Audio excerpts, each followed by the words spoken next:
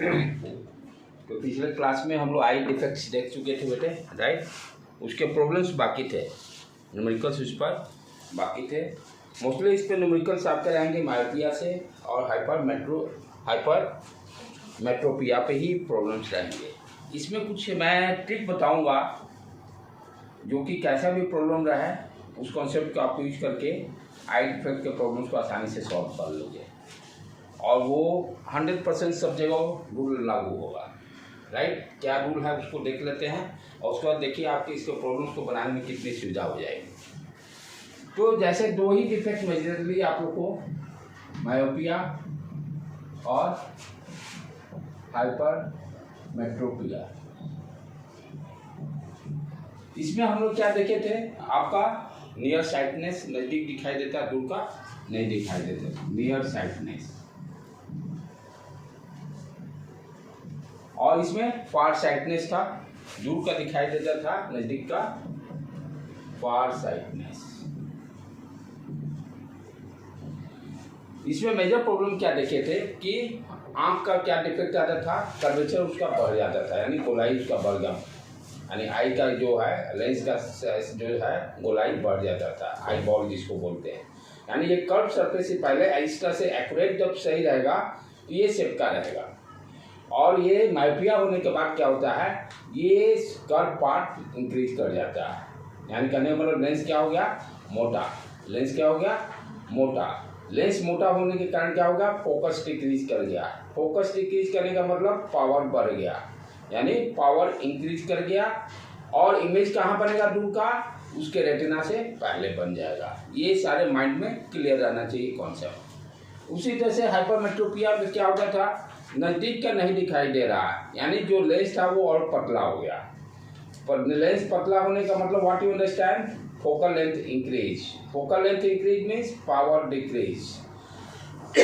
उस केस में हम लोग क्या देखे थे, इमेज जो है वो रेटिना के पीछे बनता था, राइट। तो उसके लिए हमें क्या करना पड़ता था, कन्वर्जिंग लेंस। यहाँ किस तरह का था, कन्वेक्स लेंस ही यूज करते थे, जिसको कन्वर्जिंग लेंस। और यहाँ पर उल्टा नेचर, क्योंकि पहले ही वो रेटिना से पहले ही आपका इमेज बन जा रहा था, यानी कन्वर्जिंग पावर इंक्रीज कर रहा था। उसको घटाने के लिए क्या करना पड़ेगा, डाइवर्जिंग लेंस यूज करना पड़ेगा। कहने का मतलब कॉन्केव लेंस, कॉन्केव लेंस। ये सब हम पूरी तरह से कॉन्सेप्ट हम लोग क्लियर कर चुके हैं, राइट। अब क्या है कि इस पर प्रॉब्लम को कहने का मतलब कि अब आप समझिए कि आप ही डॉक्टर हो गए, डॉक्टर पास आप आई चेक कराने जाते हैं, कहते हैं दूर का दिखाई नहीं देता है, वो पावर कैलकुलेट करता है। विदाउट डॉक्टर आप खुद अपने आप कैलकुलेट कर सकते हो आपके आई लेंस का कितना पावर होगा, राइट। यदि ये फिजिक्स का कॉन्सेप्ट आपको क्लियर है तो विदाउट डॉक्टर आप इजीली फाइंड आउट कर सकते हो कि आपका पावर कितना है। अब इसमें क्या हो रहा है, जैसे मायोपिया में क्या है कॉन्सेप्ट, दूर का चीज नहीं दिखाई दे रहा है। कहाँ तक दिखाई दे रहा है, यदि आपका आइडियल पर्सन है जिसको कि आंख एकदम सही है, तो इसमें क्या होता है, दूर के लिए आइडियल केस में इन्फिनिटी तक उसको दिखाई देता है, और आंख सही है तो 25 सेंटीमीटर तक दिखाई देता है। यदि आंख जिसका सही है तो नज़दीक कहाँ तक दिखेगा, 25 सेंटीमीटर, उसके नीचे लगा तो उसको नहीं दिखाई देगा। 25 सेंटीमीटर तक उसको एकदम एग्जैक्ट दिखाई देगा, राइट। और दूर के लिए दूर का चीज़, यानी इन्फिनिटी का भी मेरा आंख सही है तो दूर का भी चीज़ दिखाई देगा। तो जब मेरा आंख सही रहेगा तो कहाँ तक दिखाई देगा, इन्फिनिटी तक। आंख गड़बड़ होने के बाद सम 1 मीटर 2 मीटर 3 मीटर 4 मीटर तक ही दिखाई देगा, उसके बाद मुझे दिखाई नहीं दे रहा है। तो प्रॉब्लम में इस तरह का रहेगा, मुझे 2 मीटर या 80 सेंटीमीटर दिखाई दे रहा है, उसके बाद नहीं दिखाई दे रहा है, तो आप प्रॉब्लम को पढ़ते क्या समझ जाओगे, मायोपिया का प्रॉब्लम है। यदि आपको फिर प्रॉब्लम इस तरह का दिया हुआ है कि नज़दीक का उसको 30 सेंटीमीटर तक दिखाई दे रहा है, ठीक है, दूर का दिखाई दे रहा है, 30 सेंटीमीटर नज़दीक देख रहा है, इसमें आप क्या समझ जाओगे, हाइपरमेट्रोपिया का कॉन्सेप्ट है। तो इस तरह से प्रॉब्लम को समझना है। यदि किस प्रॉब्लम में दिया रहेगा कि 80 सेंटीमीटर तक मुझे दिखाई दे रहा है, उसके बाद दिखाई नहीं दे रहा, तो पहले इसमें डिसाइड करना है कि प्रॉब्लम जो है मायोपिया पर है कि हाइपरमेट्रोपिया पर है। ये पहला काम रहेगा, वो प्रॉब्लम के लैंग्वेज से समझेंगे। यदि प्रॉब्लम का लैंग्वेज दिया रहेगा 60 मीटर 70 सेंटीमीटर 80 सेंटीमीटर तक मुझे दिखाई दे रहा है, उसके बाद नहीं दिखाई दे रहा, मैं क्या समझ जाएगी। यदि प्रॉब्लम आपका दिया हुआ कि मुझे 30 सेंटीमीटर तक दिखाई दे रहा है या 40 सेंटीमीटर तक दिखाई दे रहा है, दूर का दिखाई दे रहा है, तो क्या समझ जाएंगे, हाइपरमेट्रोपिया।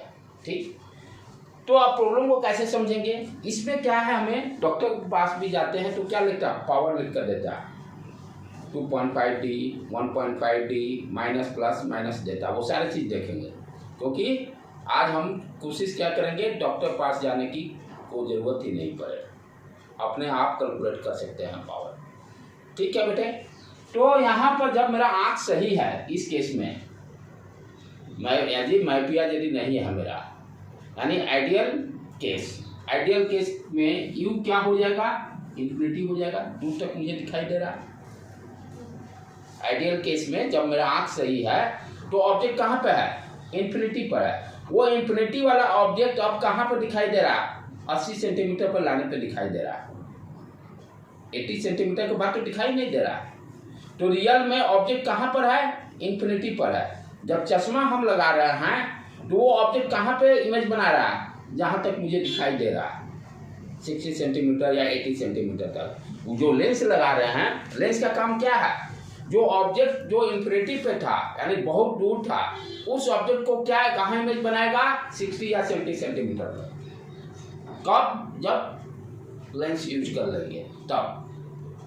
लेंस का क्या फायदा है, दूर का ऑब्जेक्ट नहीं दिखाई दे रहा है और रियल में मुझे कहाँ तक दिखाई दे रहा है, आँख खराब हो गया है, 60 सेंटीमीटर तक दिखाई दे रहा है, चाहिए मान लीजिए वॉल तक मुझे दिखाई दे रहा है, उसके बाद नहीं दिखाई दे रहा है। ऑब्जेक्ट तो है वहीं पर, दूर ही है, तो उस ऑब्जेक्ट को उठाकर मुझे इस वॉल पर लेकर आना होगा, इमेज उसका, तभी तो दिखाई देगा। ये काम कौन करेगा, चश्मा काम करेगा।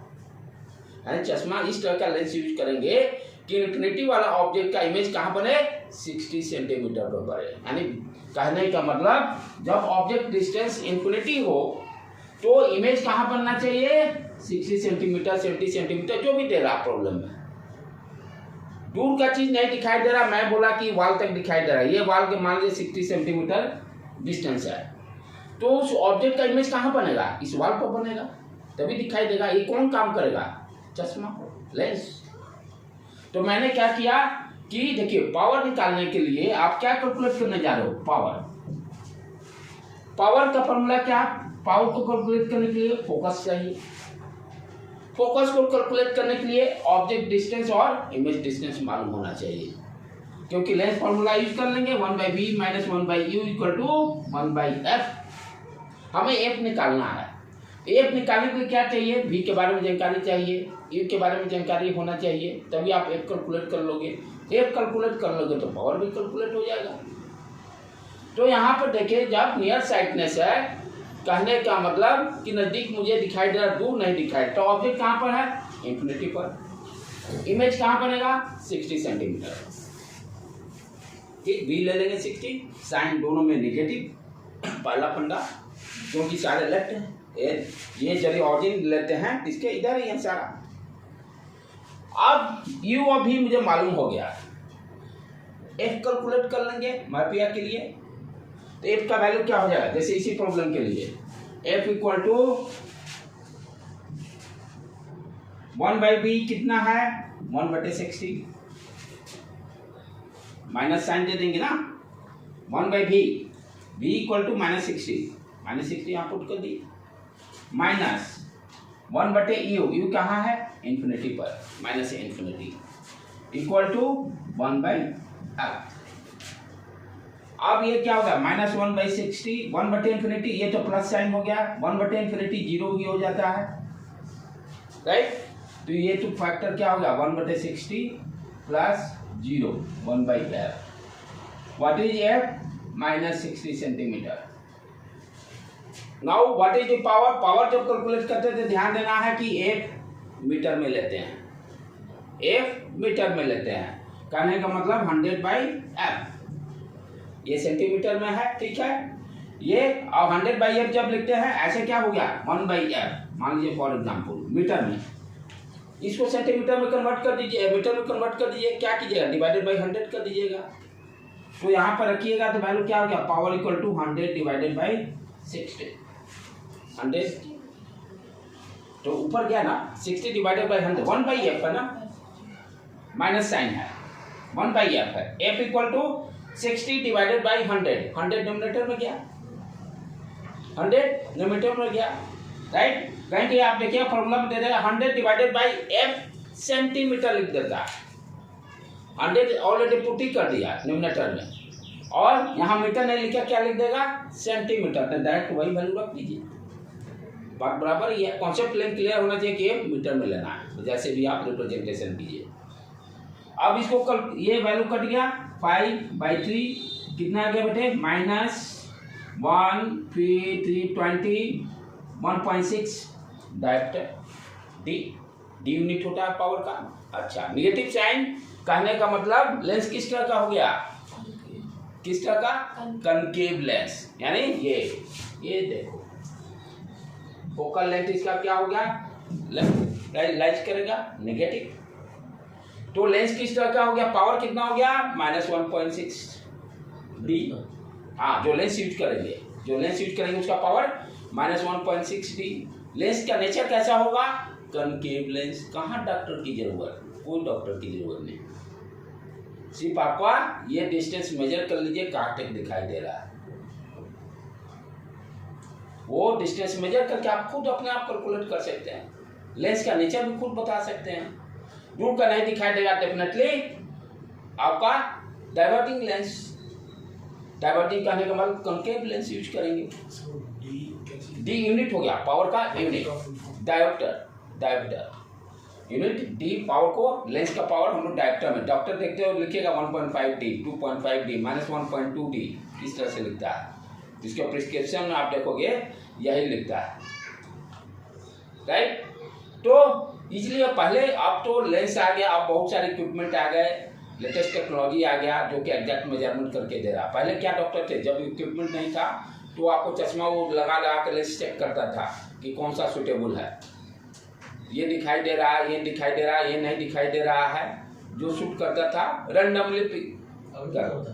हाँ, अभी भी करता है, अब तो थोड़ा सा लेंस मशीन सब आ गया है तो उससे भी एग्जैक्ट मेजरमेंट कर लेता है कि कहाँ तक, मेन इसमें मेजरमेंट क्या करना है कि कहाँ तक मुझे दिखाई दे रहा है। ये 60 सेंटीमीटर का मेजरमेंट एग्जैक्ट होना चाहिए कि 60 सेंटीमीटर तक दिखाई दे रहा है मेरा, कि 70 सेंटीमीटर तक दिखाई दे रहा है, राइट। तो इसको भी हम लोग अपने आप भी कैलकुलेट कर सकते हो। अब आप आसान से समझ सकते हो, प्रिस्क्रिप्शन पे डॉक्टर लिखा है तो क्या है, तो ये तो हो गया भाई किस केस के लिए, माइपिया के लिए। माइपिया के केस में यू क्या हो गया, -∞, और जो गिवन डाटा रहेगा यहाँ तक दिखाई देता वो भी हो जाएगा। माइपिया का काम हो गया, लेंस सेलेक्ट कर लिया हम लोग, किस तरह का लेंस होगा ये पूछता है, नेचर किस तरह का होगा लेंस का, राइट। तो कनकेव लेंस। अब इसका देखें हाइपरमेट्रोपिया। हाइपरमेट्रोपिया में क्या हो रहा है, नजदीक का दिखाई नहीं दे रहा है, दूर का दिखाई दे रहा है।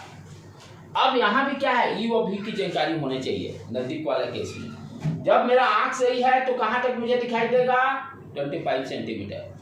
क्या करेंगे, यहाँ पुट कर देंगे -25 सेंटीमीटर। कहाँ तक, जब मेरा आंख सही है तो 25 सेंटीमीटर तक दिखाई दे रहा है। आंख गड़बड़ा गया तो अब इसको थोड़ा दूर करना पड़ रहा है, यानी भी जो गिवन दिया रहेगा, मान लीजिए 30 सेंटीमीटर दिया है फॉर एग्जाम्पल। अब यहाँ भी एक कैलकुलेट कर सकते हैं आराम से, लेंस फार्मूला यूज करके 1/v - 1/u = 1/f। v का वैल्यू रख दो, -1/30 सेंटीमीटर प्लस ये आ गया, यहाँ से f का वैल्यू कैलकुलेट कर लेंगे और p = 1/f करके। तो यहाँ देखेंगे p का वैल्यू प्रॉब्लम करेंगे, अभी प्लस में आता है 2 जो भी आएगा 1.5 डी। प्लस करने का मतलब क्या हो गया, फोकस पॉजिटिव। पॉजिटिव किस केस में होता है, कन्वेक्स लेंस में। अब जैसे प्रॉब्लम इस पर करो बेटे तो समझ में आ गया। हाइपरमेट्रोपिया के केस में u -∞, v जो गिवन रहेगा प्रॉब्लम। इस केस में हाइपरमेट्रोपिया में u -25 सेंटीमीटर और v जो दिया है कि यहाँ तक नजदीक मुझे दिखाई दे रहा है, उसको बाद एक कैलकुलेट कर लेंगे। जैसे प्रॉब्लम लिखो, a person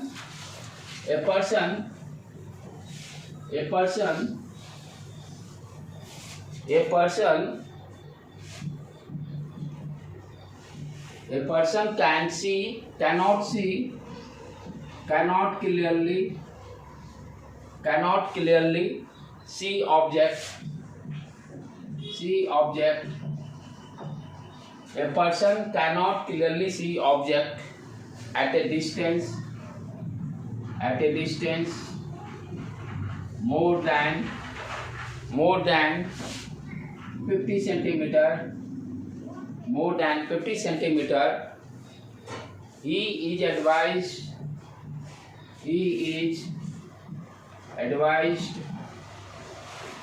to use the lens of power. किस तरह का लेंस यूज करेगा, क्या पावर रहेगा, वो आपको बताना है. किस तरह का यूज करेगा. प्रॉब्लम क्या दिया हुआ है? A person cannot clearly see the object at a distance more than 50 centimetre बाहर दिखाई नहीं दे रहा है. प्रॉब्लम से क्लियर क्या हो गया? मायोपिया का प्रॉब्लम हो गया. तो पहले ये डिसाइड कर लेना प्रॉब्लम किसका है? मायोपिया. ठीक. अब मायोपिया क्या हो गया? मायोपिया केस में यू क्या हो गया? Minus infinity.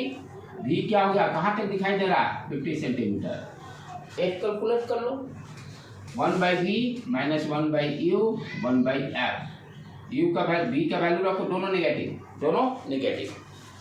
1/v माइनस 1/50, ये प्लस हो जाएगा 1/इंफिनिटी 1/f. f आ गया मेरा माइनस 50 सेंटीमीटर. f आ गया minus 50 centimetre.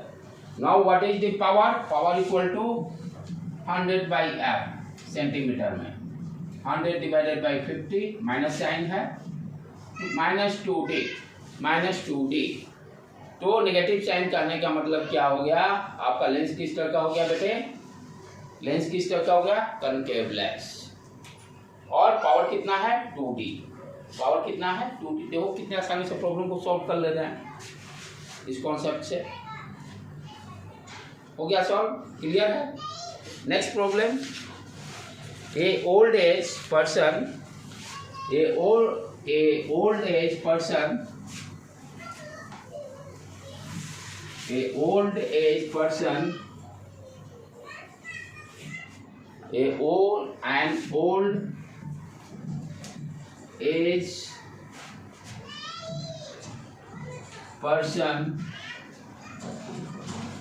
can read the newspaper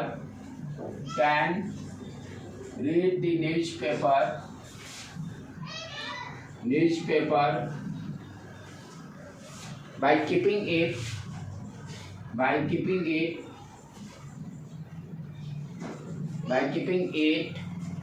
100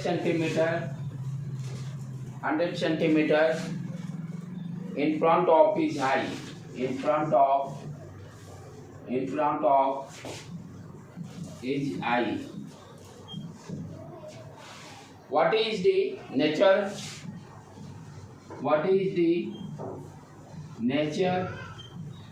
and power of lens required to correct the problem?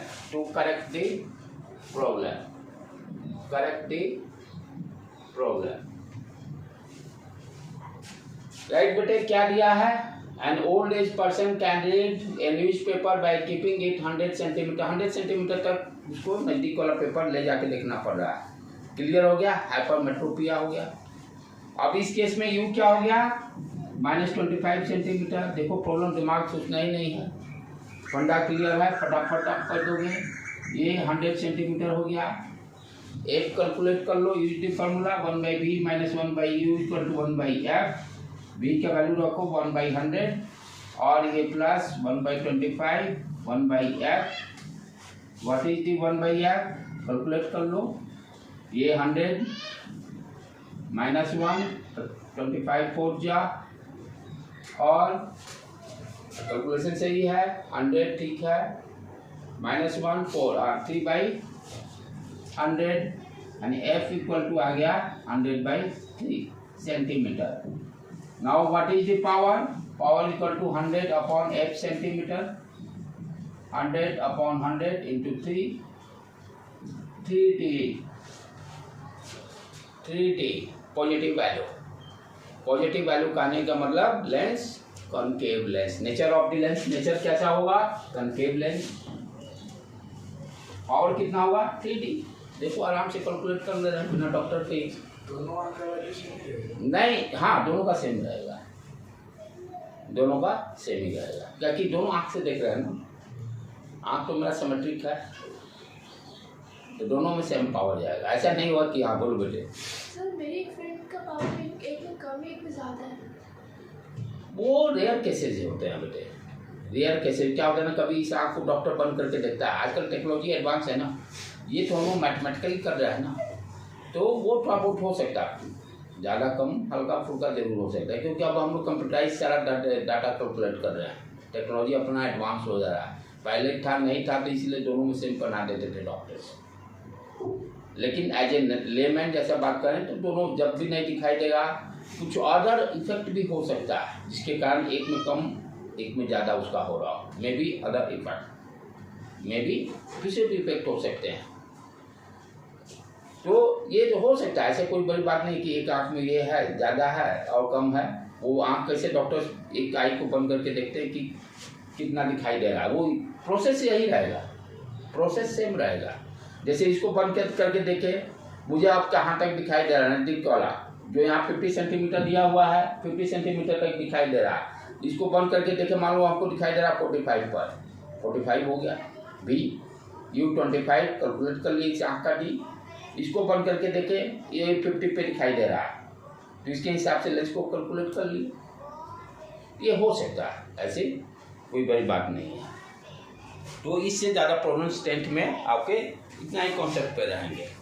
और एक क्वेश्चन इससे बनता है, एक तो न्यूमेरिकल देगा तो यही देगा, क्योंकि बाकी सारा थ्योरी पोर्शन है, बाकी सारा इस चैप्टर में थ्योरी है।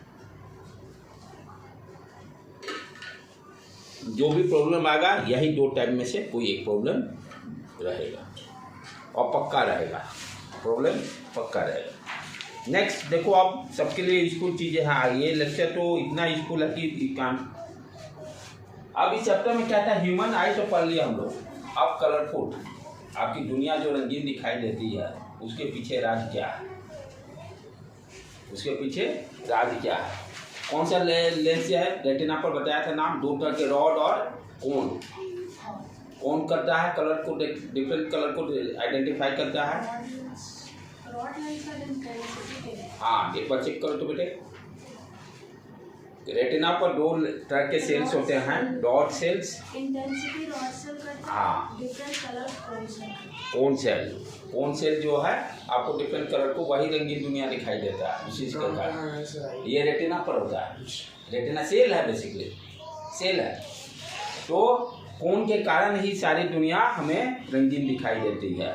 और कोई कलर गहरा कम, कम ज़्यादा, उस किसके कारण, किसके कारण, रॉड सेल के कारण। अब जैसे कोई लाइट है ना ज़्यादा दिखाई दे रहा है, रेड कलर ज़्यादा आपको ब्राइट दिखाई दे रहा है, कोई कलर धीमा दिखाई देता है, ब्लू कलर, तो ये कोन सेल का काम है। रॉड सेल ना बेटे, रॉड सेल, रॉड सेल आपका इंटेंसिटी इंटेंसिटी के लिए सेंसिटिव है। उसी तरह से अब क्या है, इस चैप्टर में ये तो हाफ क्वेश्चन कंप्लीट हुआ। आगे जो है इतने आपके रियल लाइफ का चीज़ का काम है कि आप सोच नहीं सकते हो। और ये क्वेश्चन पक्का पूछते हैं। जैसे इस साल जैसे आप लोग ओलंपियाड का जब टेस्ट दोगे तो आपका 9th में आपको तो 10th का पोर्शन टच करेगा, यदि ओलंपियाड टच कर रहे हो। और ओलंपियाड तो यहाँ हर बच्चे देखते ही हैं, इसमें तो हम लोग पीछे हटते नहीं हैं। क्या पर्पस मेरा ओलंपियाड का भी रहता है कि बच्चे भाई, तो इसीलिए एक क्लास आगे की भी नॉलेज दिया जाता है। 10th के बच्चे 11th का, 9th को 10th का अपना तो करना ही है, प्लस एडवांस भी नॉलेज दीजिए पहले से।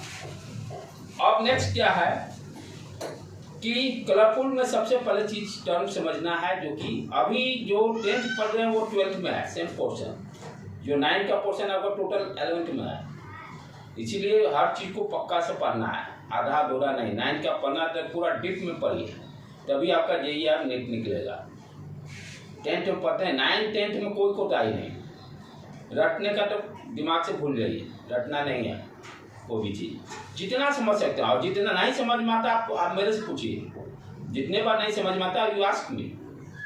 जब आपके पास टीचर बैठा हुआ है बताने के लिए, तो आपको आपके तरफ से कमी नहीं होनी चाहिए। तो इसमें हम लोग क्या देखते हैं बेटे, पहले अंडरस्टैंड करते हैं monochromatic light. Monochromatic light, monochromatic light, mono नाम से देखो साइंस में क्या है, आधा तो कॉन्सेप्ट नाम से ही क्लियर हो जाता है। नाम ही जो नेमिंग से ही सारा कॉन्सेप्ट क्लियर होता है। मोनो का मतलब क्या होता है, सिंगल। और क्रोमा क्या होता है, सिंगल कलर। सिंगल कलर जैसे red, blue, yellow, purple, single colour.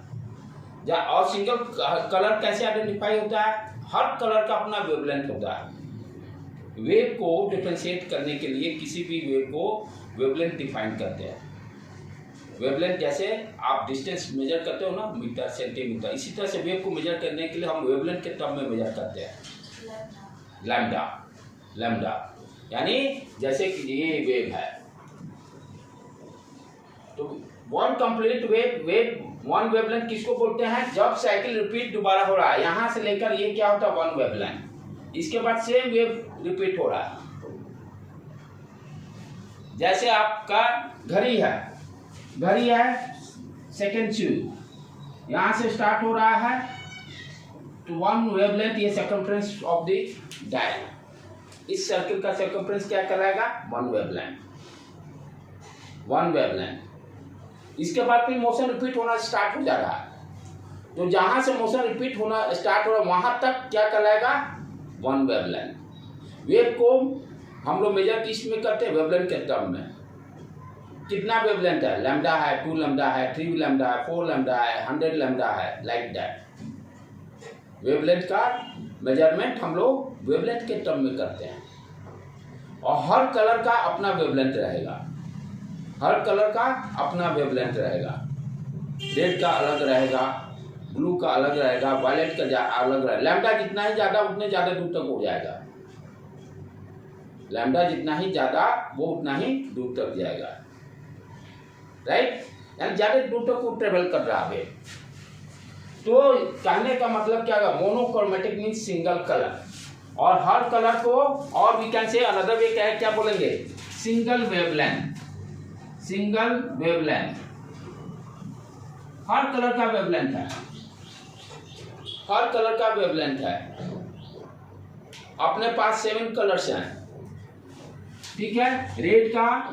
Red का सबसे आपका वेवलेंथ ज्यादा, रेड का सबसे ज्यादा वेवलेंथ होता है, जो विजिबल है, जो आंख से दिखाई दे रहा है। ये 7 कलर दिखाई देते हैं, विब्रो जिसको बोलते हैं हम लोग। तो इसमें रेड जो होता है, रेड का सबसे ज्यादा वेवलेंथ है, और वायलेट का सबसे कम।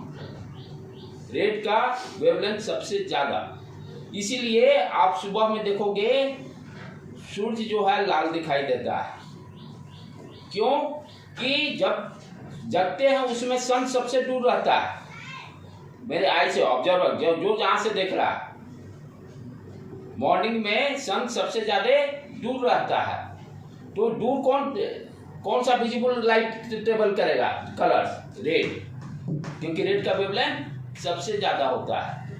रेड का कलर वेवलेंथ सबसे ज्यादा, इसलिए मॉर्निंग के टाइम में आपको सूर्य लाल दिखाई देता है। समझ में आया बेटा, कितने रियल लाइफ से इशारा है कॉन्सेप्ट। रेड का वेवलेंथ जो है रेड का सबसे ज्यादा 7 कलर में, 7 कलर्स में, और सबसे कम वायलेट का, सबसे कम वायलेट का। तो सुबह मॉर्निंग टाइम में सूर्य मेरा बहुत दूर है, तो इसीलिए हमें लाल दिखाई देता है। और सबसे गजब की बात है, कॉन्सेप्ट अपना यहाँ पर बहुत अधूरा है। हम लोग देखते हैं कि कभी देखते हैं सूर्य को कहते ब्लू आसमान दिखाई दे रहा है, चाहे कलर रेड दिखाई देता है, फिर येलो दिखाई देता है, लाइक दैट, इस तरह से बोलते हैं। रियल में सन का कलर क्या है, व्हाइट। ये किसके कारण कलर दिखाई दे रहा है, ड्यू टू एटमॉस्फेयर। सन से लेकर, हाँ रिफ्लेक्शन हो रहा है, सन से लेकर मेरे आंख तक के बीच में क्या है, एटमॉस्फेयर है। यदि ये एटमॉस्फेयर नहीं रहता तो सन कैसा दिखाई देगा, व्हाइट। ये एटमॉस्फेयर के कारण ही रेड येलो सारा दिखाई दे रहा है। तो रेड क्यों सुबह में दिखाई देगा, क्योंकि उस मॉर्निंग टाइम में सन हमारे आंख से बहुत दूर है, सबसे दूर है। देखते हो उसका धीरे धीरे जैसे जैसे टाइम बढ़ते जाता है सन हमारे दोपहर में आते सर के ऊपर आता है, फिर धीरे धीरे दूर इधर भागने लगता है। तो सुबह शाम देखिएगा लालिमा दिखाई देता है, बिकॉज की रेड का वेवलेंथ सबसे ज्यादा है, ज्यादा डिस्टेंस तक वो ट्रेवल कर सकता है। तो मोनोक्रोमेटिक लाइट कहने का मतलब सिंगल कलर, रेड हो, ब्लू हो, येलो हो, यानी एक ही वेवलेंथ उसमें रहेगा। हर कलर एक ही वेवलेंथ से स्पेसिफाई रहेगा। Every colour specified by the wavelength. अब जैसे इसका रेड का होता है 400 nanometre wavelength, 400 nanometre, 400 nanometre check कर लेता हूँ एक बार बेटे, देखिए सॉरी 700 नैनोमीटर, सॉरी 700, 400 है वायलेट का 700 नैनोमीटर, और वायलेट का कितना है 400 नैनोमीटर। एक नैनोमीटर में कितना, रेड का 700, हाँ रेड का 700, एक नैनोमीटर में कितना मीटर, 10⁻⁹। 1 नैनोमीटर बराबर, 1 नैनोमीटर बराबर, ये सब डाटा आपको रहना चाहिए, 1 - 10⁻⁹ मीटर। 1 नैनोमीटर बराबर 10⁻⁹, गीगा 10⁻+9, गीगा, हाँ गीगा, गीगा हर्ट्ज, फ्रीक्वेंसी बात करते हैं ना, गीगा हर्ट्ज। तो गीगा का मतलब 10 + 10⁻+9, 10⁻+9, ठीक है। तो क्या देखे रेड का कितना आया 700 नैनोमीटर, सबसे ज्यादा भी ये विजिबल रेंज में आते हैं। विजिबल रेंज में जो आंख से मुझे दिखाई दे रहा है, वो रेंज कहाँ से है, 400 से लेकर 700 नैनोमीटर तक, ये सातों कलर इसी के बीच में आते हैं, और सबसे ज्यादा रेड का 700 नैनोमीटर। तो ये तो क्लियर हो गया भाई मोनोक्रोमेटिक लाइट किसको बोलते हैं, वैसा वेव लाइट जिसका एक ही कलर हो, सिंगल कलर जिसको स्पेसिफाई करते हैं उसको मोनो मीन्स सिंगल, राइट। हाँ बोलो बेटे। नैनोमीटर ज्यादा होने से कोई जो कलर ज्यादा डिस्टेंस कर लिया, अरे नेगेटिव में है मेरे भाई 10⁻⁹। तो वो ये कितना हो गया, ये वायलेट से कंपैरिजन ज्यादा है ना, किसका, वायलेट से कंपेयर्ड में रेड ज्यादा है ना, ये क्या है 700 है ना, तो सारा इसी रेंज में 10⁻⁻, जैसे देखोगे ना वेवलेंथ क्या है, कितना से चालू होता है, इधर 10⁻⁻⁹ से चालू होता है ये गामा वाला, और इधर जैसे जैसे बढ़ेंगे ये 10 का पावर कैसे कम होगा, कहने का मतलब वेवलेंथ इंक्रीज कर रहा है, वेवलेंथ इंक्रीज करते जाएगा। तो पहले आता 400 नैनोमीटर वायलेट वाला, उसके बाद रेड वाला जब आएगा 700 नैनोमीटर। तो कहने का मतलब कि जो रेड है हाँ, वो हम ज्यादा दूर तक दिखता है, हाँ, तो नैनोमीटर बढ़ने से ऐसा इसलिए होता है कि ज्यादा तक दिख रहा है, वेवलेंथ ज्यादा हो गया ना, वैल्यू ज्यादा, नैनोमीटर भूल जाओ तुम, 400 700 ही रखो ना, 700 ज्यादा है, 700 ज्यादा है, तो ज्यादा होने का मतलब लॉन्ग डिस्टेंस तक ट्रेवल करेगा, लॉन्ग डिस्टेंस तक ट्रेवल, क्योंकि वेवलेंथ का मेजरमेंट हम नंबर ऑफ वेवलेंथ से करते हैं, जितना नंबर ऑफ वेवलेंथ ज्यादा उतना ही लॉन्ग डिस्टेंस ट्रेवल करेगा, उतना ही लॉन्ग डिस्टेंस ट्रेवल करेगा, राइट बेटे। तो 700 ज्यादा है इसलिए ज्यादा डिस्टेंस ट्रेवल करेगा। अब क्या हो रहा है, ये सारे चीज का एनालिसिस जो है हम लोग किससे करते हैं, अपने प्रैक्टिकल लाइफ स्कूल में प्रिज्म से, प्रिज्म से देखते हैं कि स्पेक्ट्रम यानी फ्रीक्वेंसी का पर्दा, फ्रीक्वेंसी का क्या है स्पेक्ट्रम, स्पेक्ट्रम क्या किसको बोलते हैं, रेंज ऑफ फ्रीक्वेंसी। जैसे फ्रीक्वेंसी का रेंज क्या है, जैसे लिखते हैं ना +10 से लेकर -10 तक, that is the range. What is the width of the colour, जैसे रेड कलर है, ठीक है, ये एक पॉइंट पे 700 नैनोमीटर एग्जैक्ट भी बताया ना, थोड़ा बहुत प्लस माइनस वैरी करेगा। तो स्पेक्ट्रम जो हम लोग बोलते हैं, स्पेक्ट्रम क्या होता है बेसिकली, विड्थ ऑफ दी जो भी रहेगा colour, wave, width of the wave, wave का नहीं मतलब red wave, violet wave, blue wave, right. तो स्पेक्ट्रम क्या होता है, ये सारे एनालिसिस जो है वेव का हम लोग किससे करेंगे, प्रिज्म से करते हैं, प्रिज्म से करते हैं। क्या करते हैं उसमें, ये प्रिज्म कंसीडर कर लिए, इसमें बहुत चीज सीखना है हम लोग को। तो पहले क्या करेंगे, मोनोक्रोमेटिक लाइट को सेंड करेंगे, यानी सिंगल कलर वाला कोई भी आप सेंड कीजिए, फिर ये सेंड कर दिए, इसको क्या बोलते हैं? Incident ray. ठीक है, ये क्या है? ग्लास। तो रेयर से डेंसर में जाएगा तो नॉर्मल के टुवर्ड्स मुड़ेगा। लाइट में हम लोग पढ़ चुके हैं। नॉर्मल से ये यहाँ नॉर्मल ड्रॉ कर लिए। क्या है? ये एयर है बाहर, एयर से ग्लास में रे इंटर करेगा, मीडियम चेंज, रिफ्रैक्शन होगा। तो क्या होगा? नॉर्मल के टुवर्ड्स बेंड कर गया। This angle is called incident angle, this angle is called refracted angle. ठीक है, ग्लास स्लैब वाला ही सेम कॉन्सेप्ट है।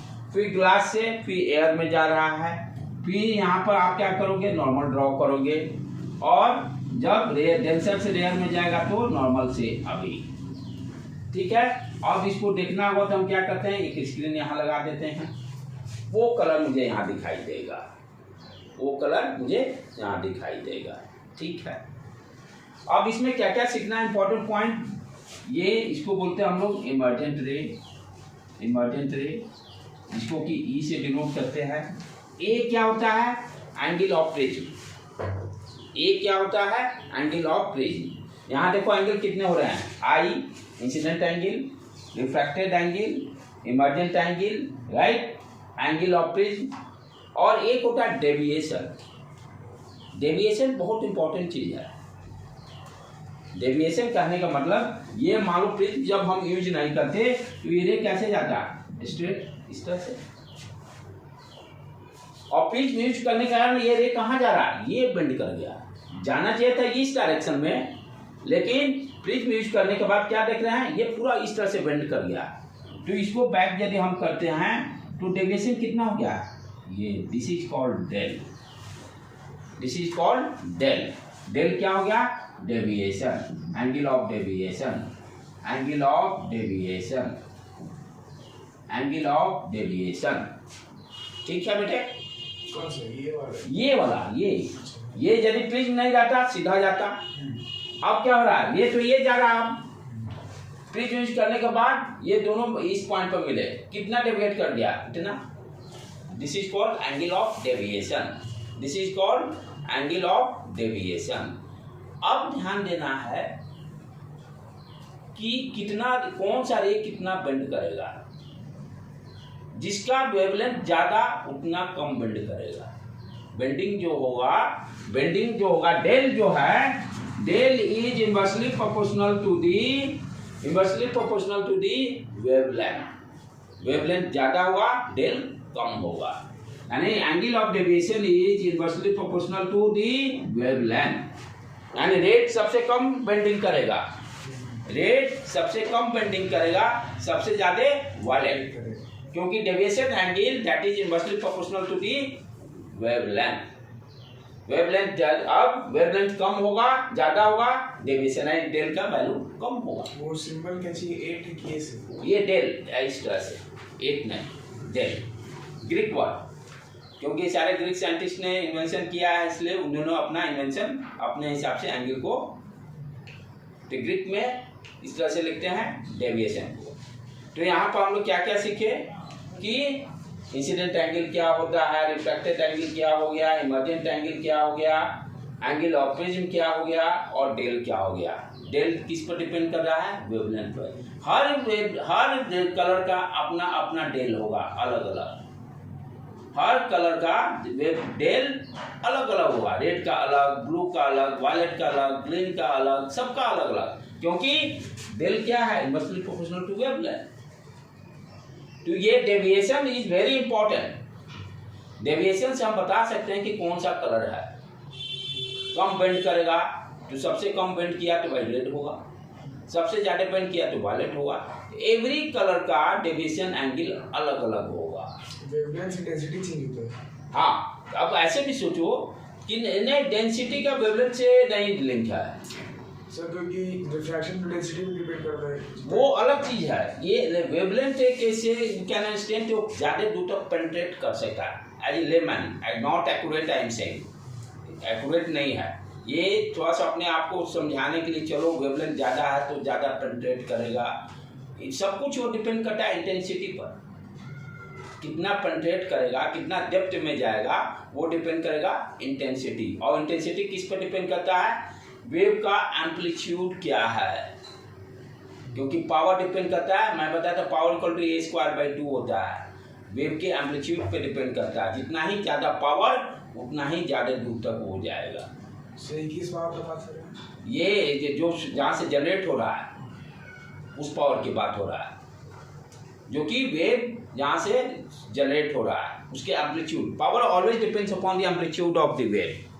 पावर का लिंक आपका एम्पलीट्यूड से है, और पावर और इंटेंसिटी में क्या रिलेशन है, I इक्वल टू शायद √P होता है।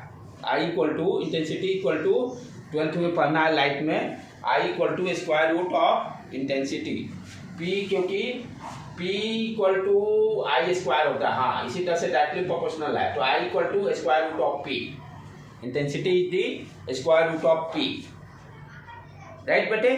तो ये तो समझ गया हम लोग मोनोक्रोमेटिक लाइट कैसे प्रिज्म से पास करेगा। अब है कि जब सातों कलर यानी व्हाइट लाइट जब इंसिडेंट होगा तब क्या होगा। ये तो एक कलर का फिनोमेना हम लोग देखे। अब व्हाइट लाइट में क्या है, 7 कलर्स मिक्सचर है। 7 कलर के मिक्सचर को कौन आइडेंटिफाई किया था कि व्हाइट है, क्या नाम है, न्यूटन बाबा। न्यूटन ने क्या किया, एक गोल चक्री लिए और गोल चक्री पर सब में इक्वल साइज में हर कलर को, उस चक्री को कोई रेड से कर दिए, कोई ब्लू से कर दिए, फिर ग्रीन से कर दिए, और उस चक्री को तेजी से घुमाया। तो उन्होंने क्या देखा कि व्हाइट कलर दिखाई दे रहा है। तो उन्होंने बताया कि ये 7 कलर जो है इसको मिक्स करने पर व्हाइट कलर बनेगा, व्हाइट कलर बनेगा। ये भी जो हम ट्यूब का लाइट व्हाइट कलर दिखाई दे रहा है। तो ये 7 कलर कैसे दिखाई दिया, ये आपको प्रिज्म से ही हमें पता चलता है, क्योंकि प्रिज्म क्या प्रॉपर्टी क्या है, रे को डेविएट करना, डेविएशन एंगल से ही हम आइडेंटिफाई कर लेते हैं कौन सा कौन कलर है। प्रिज्म कर क्या रहा, प्रिज्म नहीं जाता तो सीधा जाता, वो डेविएट कर दिया। प्रिज्म यही काम कर रहा है, डेविएशन कर रहा है। हाँ, इंसिडेंट रे को डेविएट कर दिया, यहाँ आ गया। तो ये बेसिकली इमर्जेंट रे को डेविएट कर दिया। जो इंसिडेंट आ रहा था, अब ये रे हमें तो ये दिखाई दे रहा, ये नहीं रहता तो सीधा ऐसे निकल जाता। तो deviation angle is very important. Deviation angle से ही हम बता देंगे कि कितना कलर, कौन सा कलर क्या है। अब व्हाइट लाइट यहीं पर आता तब कैसे दिखाई देता,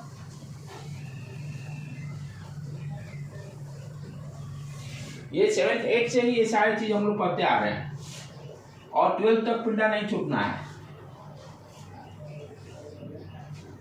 अब क्या किए, व्हाइट लाइट इंसिडेंट किए, एंगल ऑफ प्रिज्म हो गया।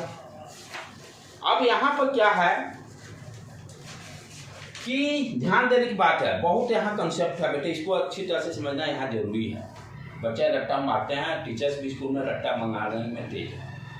अपने ही कम्युनिटी है, तभी मैं भी बोलता हूँ जो भी करते हैं गलत करते हैं। क्या कि मेरे भी बच्चे पढ़ते हैं नीचे क्लासेज में 7th 8th 9th में, देखते हैं क्या करते हैं टीचर, रट्टो बेटा जो कम ये और भी कराएंगे क्या, बुक के ही लाइन को अंडरलाइन करके कहेंगे इसी का आंसर लिख के लाना है, और वही एग्जाम में लिखोगे तो नंबर भी मिलेगा। कितनी अपना एजुकेशन सिस्टम, बच्चे को अपने से लिखने दो, अपने वर्ड्स में लिखने दो, उसको समझाओ। आपका काम है समझाना।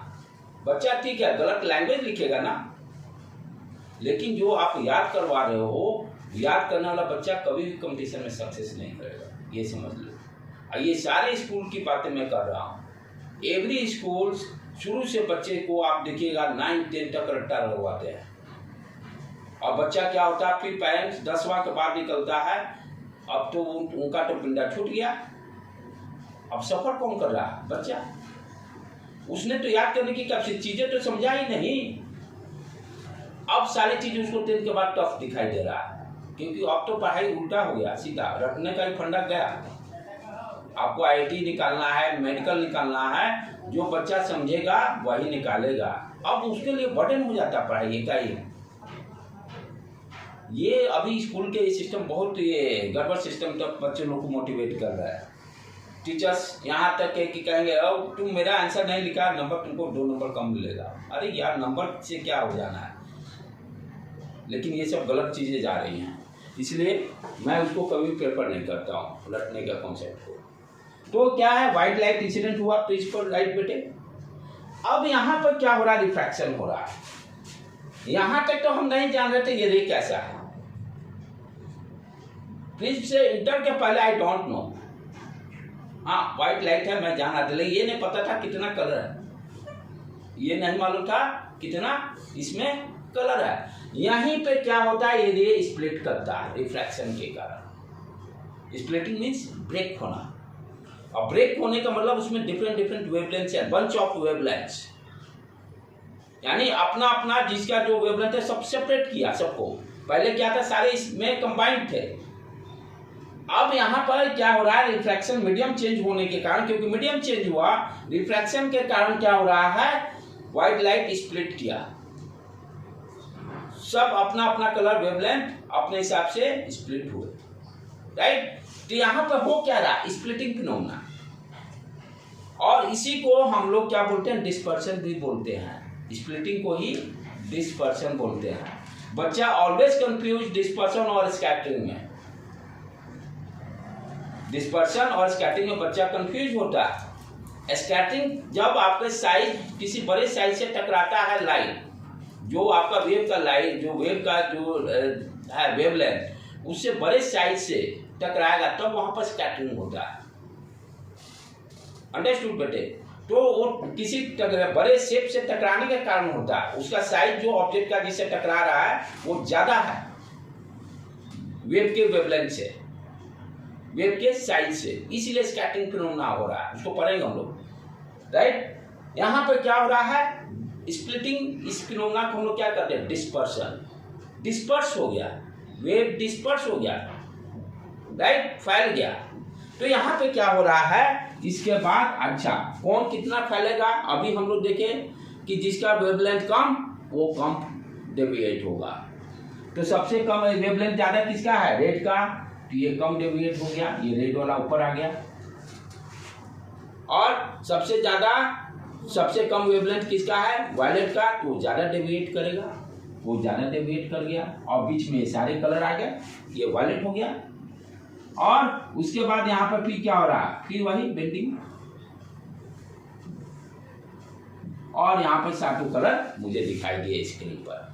तो यहाँ पर हम क्या देखेंगे, यदि ये नहीं रहता इस तरह से ज्यादा तो, और इसको बैक कर दे, सबसे कम डेविएशन रेड के केस में, सबसे कम डेविएशन रेड के केस में, सबसे ज्यादा डेविएशन, इसको बैक में ले जाओ, सबसे ज्यादा डेविएशन वायलेट के केस में।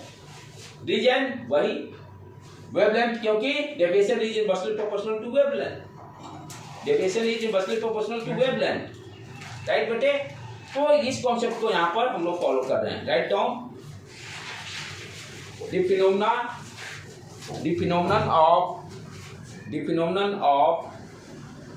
phenomenon of splitting, the phenomenon of splitting of white light, splitting of white light, the phenomenon of splitting of white light into seven colors, into seven colors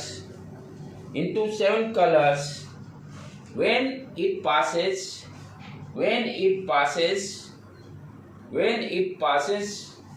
through glass, each called dispersion of light, each called dispersion of light। तो dispersion of light किसको बोल रहे हैं, जब white light prism से पास करने पर split हो रहा है, that phenomena is called dispersion, that phenomena is called dispersion, right बेटे। आज यहीं पर हम लोग एंड करते हैं।